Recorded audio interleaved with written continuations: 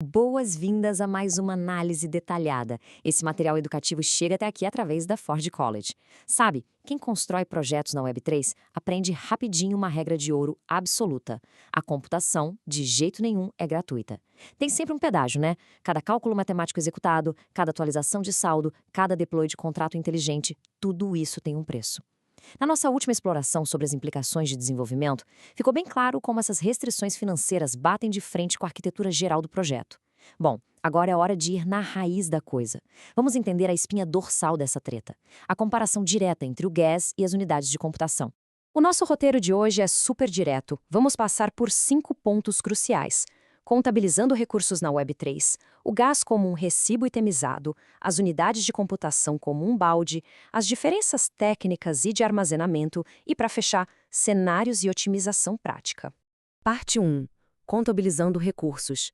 A base dos custos de transação. Antes da gente sair medindo tudo em planilhas, precisamos alinhar o nosso vocabulário básico. Então, o que exatamente é esse famoso gas? No ecossistema da EVM, a Ethereum Virtual Machine, o gas atua como um instrumento contábil hiperdetalhista. Ele pega tudo que consome recursos, tipo cada opcode que o processador roda, cada pedacinho de memória alocada, cada gravação no armazenamento de longo prazo e converte essa salada toda em um valor único, um valor escalar. E a regra fundamental aqui é clara. Esse valor precifica o trabalho e tem que ser pago adiantado, logo de cara, sem choro. Agora, num contraste absoluto, a gente tem as famosas unidades de computação, ou Compute Units, que são a base da SVM, a Solana Virtual Machine. Em vez de operar como uma tabela de preços cobrando linha por linha, instrução por instrução, as unidades de computação representam um orçamento total de execução. É um limite imposto pelo validador para a transação como um todo. Então, conforme o programa roda, ele vai consumindo esse orçamento em tempo real. É uma pegada bem diferente. Certo. Vamos mergulhar fundo nisso. Parte 2, GasCas, o recibo itemizado, onde a gente rastreia cada ação individual. Imagina o gás como aquele recibo itemizado gigante que sai da impressora do supermercado. Nele, dá para ver com precisão cirúrgica o preço de absolutamente cada balinha que passou no caixa. Mas claro, com um toque de humor amargo para quem já codificou na rede Ethereum, é tipo ir ao mercado, comprar um simples chiclete e na hora de pagar receber uma fatura gigantesca só porque a sacola plástica, ou melhor, o armazenamento, cobrou uma verdadeira fortuna. Literalmente, cada ação é faturada numa linha separada. E as características fundamentais dessa abordagem trazem consequências práticas enormes. Como o gás opera ali no nível microscópico do byte do opcode, ele dá umas punições bem pesadas. Custos altíssimos mesmo para operações que exigem modificações duradouras, como escrever dados. Mas, olhando pelo lado bom, essa granularidade toda permite fazer um raio-x do código. Dá para bater o olho e falar, opa, esse algoritmo ou esse opcode aqui está gastando demais. Aí a equipe simplesmente vai lá e reescreve essa área específica para fugir da cobrança. Parte 3, Compute Units, o balde. Vamos virar a chave para a Solana e ver como ela orquestra essa execução no runtime. Isso ilustra brilhantemente a diferença, a metáfora do balde orquestrado do runtime. Na SVM, quando uma transação começa, ela meio que pede um balde cheio de capacidade computacional, antes mesmo de rodar. Aí o código entra em ação e vai tirando água ou recursos desse balde. Se o fundo do balde aparecer, ou seja, se a capacidade acabar antes do fim da tarefa, já era. A transação inteira simplesmente falha e é descartada na hora. Então, o grande lance das Computing Units da SVM é esse. Existe um orçamento único para a transação inteira. E tem um detalhe absolutamente crucial. A taxa de persistência de dados, o tal do aluguel de armazenamento, corre numa via totalmente separada da execução. O que significa na prática? Que otimizar aqui não é caçar linha por linha de código. O foco é diminuir o trabalho agregado total, que vai drenar o balde, ou então se certificar de pedir um orçamento bem maior logo de cara. Parte 4, diferenças técnicas e armazenamento, colocando esses dois mecanismos de frente para o combate direto. Essa comparação consolida muito bem a lógica por trás de cada sistema. Olha só, na granularidade e no tempo de aplicação, a EVM vai descontando saldo sem parar, instrução por instrução. É um pedágio constante.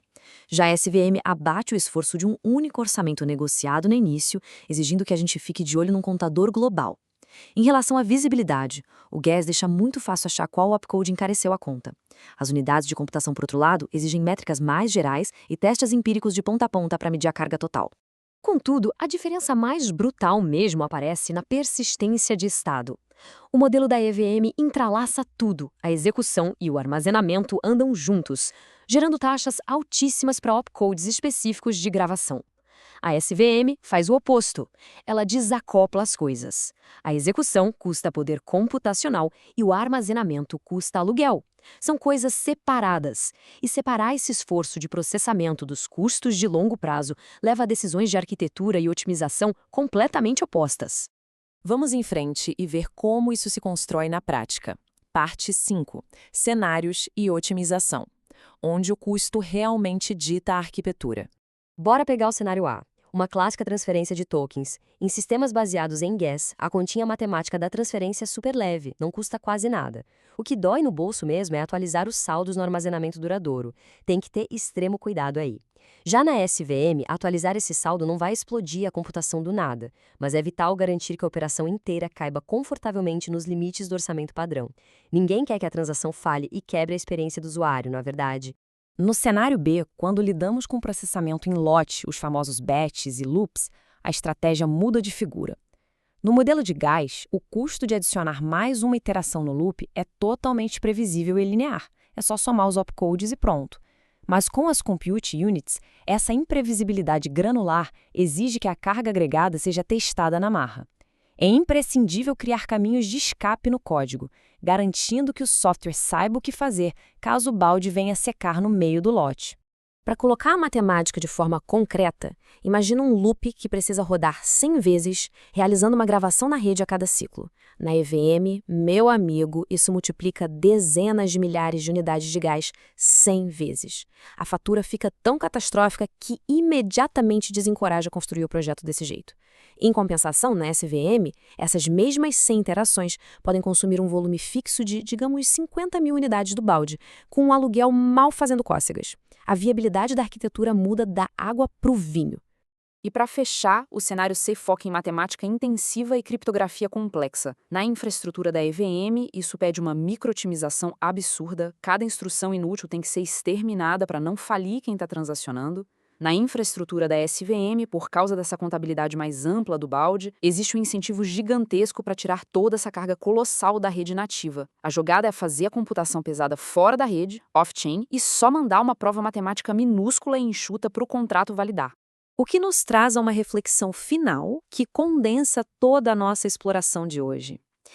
Tendo em vista que as regras de cobrança ditam de forma inegável o caminho técnico, a pergunta que precisa ressoar nas equipes é: o código que está sendo escrito, as decisões que estão sendo tomadas, estão otimizadas para um recibo meticulosamente temizado ou para um gerenciamento super eficiente da capacidade de um balde?